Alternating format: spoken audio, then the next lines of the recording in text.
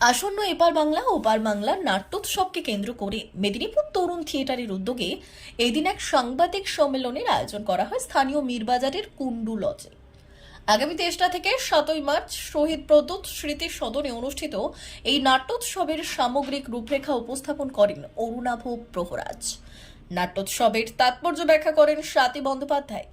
নাট্যোৎসবের সূচনা লগ্নে আগামী 2রা মার্চ দুপুর 3টের সময় ছোটবাজারে শিশির ভাদুড়ির জন্মস্থান থেকে একটি বাইক র্যালি শহর প্রদক্ষিণ করে প্রদ্যোৎ সদনে এসে মিলিত হবে এবং বিকেল 4টের সময় সেখান থেকে একটি বর্ণাঢ্য শোভাযাত্রা বের হবে। এছাড়াও 3রা মার্চ সকাল 10টায় অভিনয় প্রতিযোগিতায় অংশগ্রহণে স্কুলের ছাত্রছাত্রী এছাড়াও সর্বসাধারণ।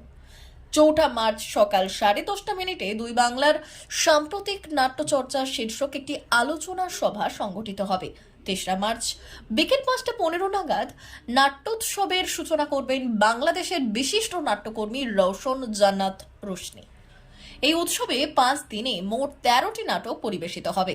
তরুণ থিয়েটারের নাট্যকার ও নির্দেশক সুরজিৎ সেন এই নিজস্ব 3টি প্রযোজনা ছাড়াও ঢাকা, বাংলাদেশ, কলকাতার ব্লাইন্ড অপেরা সহ এই রাজ্যের প্রথিত যশা গ্রুপ থিয়েটারগুলি এই উৎসবে অংশগ্রহণ করবে। এই উৎসবের শেষ দিন 7ই মার্চ বিশিষ্ট নাট্য ব্যক্তিত্ব ঈশিতা মুখোপাধ্যায়ের রচনা ও নির্দেশনায় মঞ্চস্থ হবে দেবশঙ্কর হালদার ও শুভাশিস মুখার্জি অভিনীত নাটক ভূত।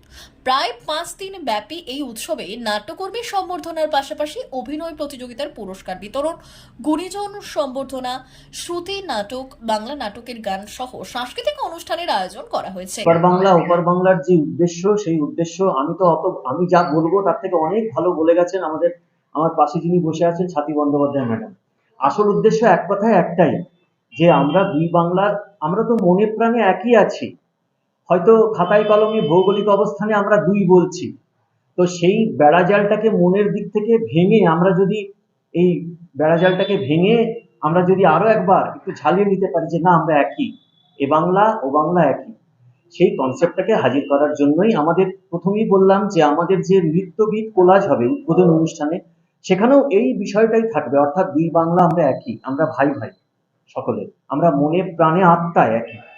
সেগুলো নাটকের মধ্য দিয়ে, গঙ্গা আমার মা পদ্মা আমার মা, সেগুলো নাটকের মধ্য দিয়েও একই বাণী উচ্চারিত হবে বারবার, এবং তার মধ্য দিয়ে আমরা একটা নিজেদের মধ্যে সৌহার্দ্য মেলবন্ধন ঘটাতে পারবো এবং সকল মানুষকে এই মেলবন্ধনে উদ্বুদ্ধ করতে পারবো। এটাই আমাদের মূল উদ্দেশ্য। শিশির ভাদুড়ির জন্মস্থান থেকে দুপুর 3টের সময় আমরা একটা বাইক র্যালি করব শিশির ভাদুড়িকে সম্মান জানিয়ে। তারপরে সেই বাইক র্যালিটা 4টের মধ্যে জেলা পরিষদ প্রাঙ্গণে এসে মিলিত হবে, সেখান থেকে আমরা একটা ছোট পদযাত্রা বের করব এবং সেটা জেলা পরিষদে এসে শেষ হবে। এটা আমাদের 2 তারিখের উদ্বোধনী অনুষ্ঠান। এই র্যালিটা উদ্বোধন করবেন আমাদের মেদিনীপুর শহরের পুরনো একজন নাট্যকর্মী সুবীর দাসমাল মহোদয়। D news, Medinipur.